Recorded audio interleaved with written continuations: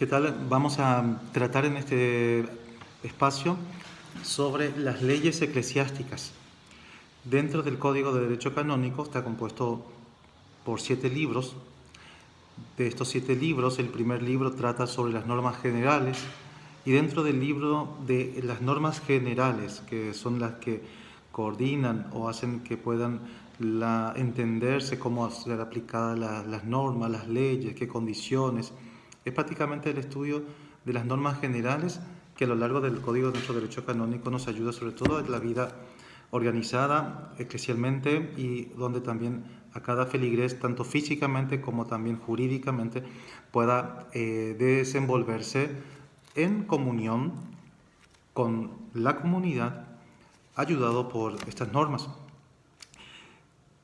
Como el libro 1 trata sobre las normas generales y el primer título, ya que tiene 11 títulos, el primer título trata sobre las leyes eclesiásticas. Una buena pregunta puede ser, ¿cuáles son las fuentes del derecho canónico? ¿En qué se basan? ¿En qué se nutren? Y podemos decir que las fuentes del derecho canónico son las leyes eclesiásticas, 1, las costumbres propias y duraderas en mucho tiempo, 3, los actos administrativos, por ejemplo, los decretos, por ejemplo, los preceptos, las instrucciones y también los preceptos y actos administrativos de orden singular. En orden general, entonces, las leyes, las costumbres, los decretos, las instrucciones y los actos administrativos singulares como el decreto, precepto, privilegio, rescrito y la dispensa.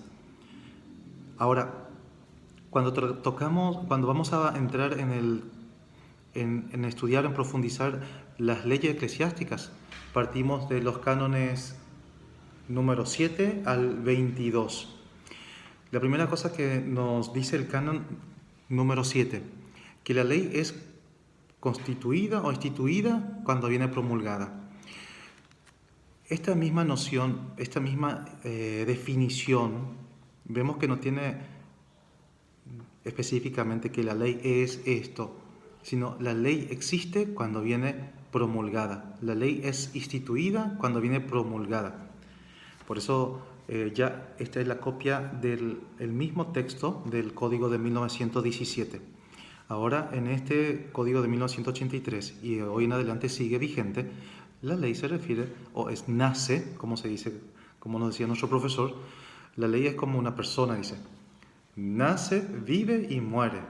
Nace cuando viene promulgada, ¿por quién? Por una autoridad competente que tiene potestad legislativa. Vive cuando viene como ya establecida, aplicada, es vigente, pero también muere cuando fenece, cuando termina su tiempo o cuando viene derogada o cuando viene abrogada.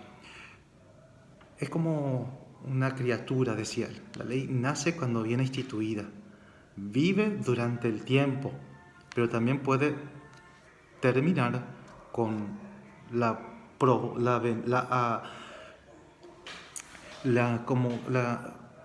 cuando viene otra ley y la reemplaza.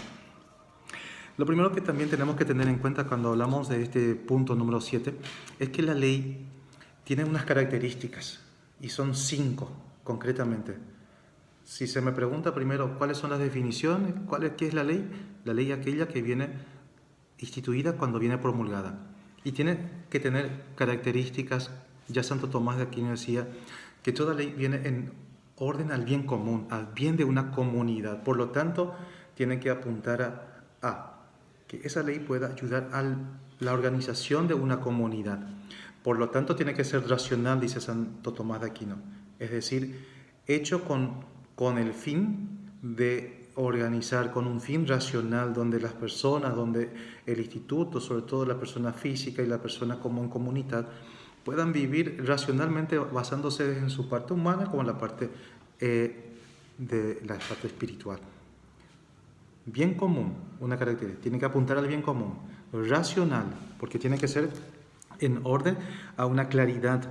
No puede ser una norma irracional, La racionalidad es un requisito de toda norma canónica. Tercero, la ley es una norma general.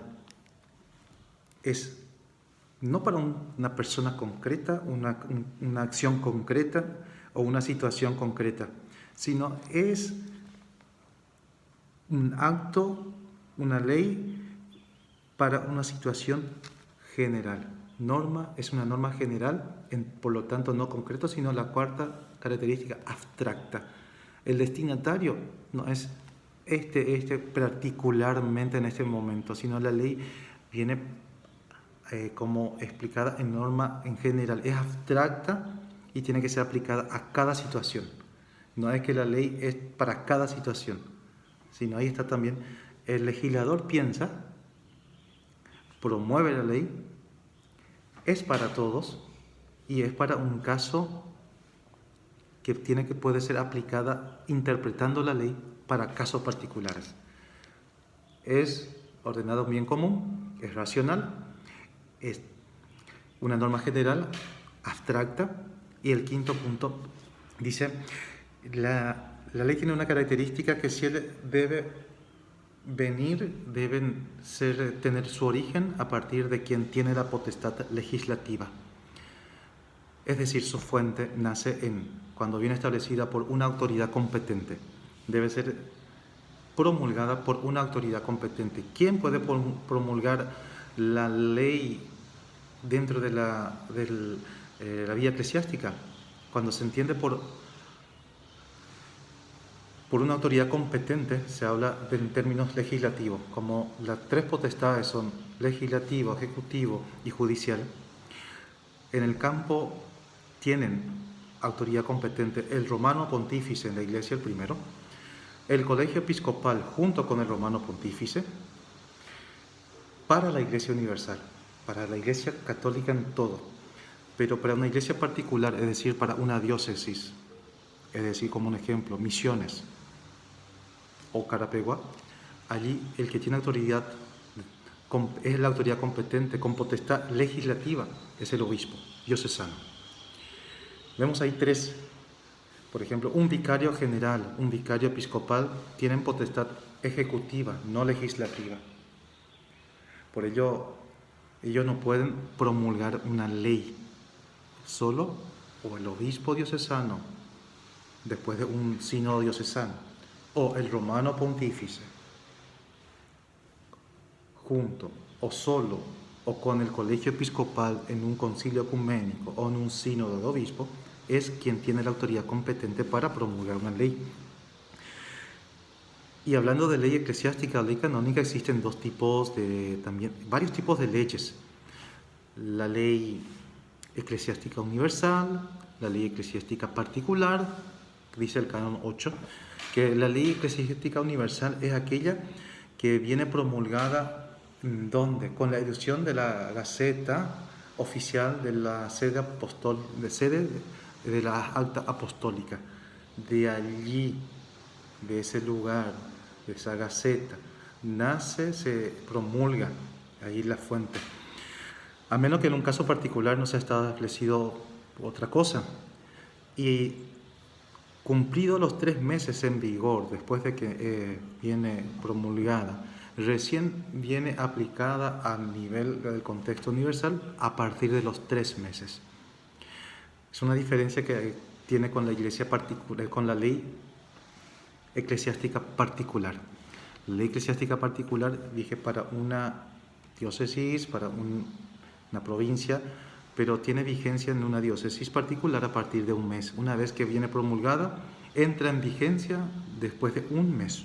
En cambio, en la Iglesia Universal, la ley eclesiástica entra en vigencia a partir de cumplirse los 3 meses. Esto un poco hasta ahí sobre los significados de las leyes, las 5 características: bien común, racional, es norma general, es abstracta, no para un caso concreto, y luego también tiene que ser emanada, promulgada por una autoridad competente. El romano pontífice, el colegio episcopal para la Iglesia Universal, y para la diócesis o una iglesia particular, el obispo diocesano.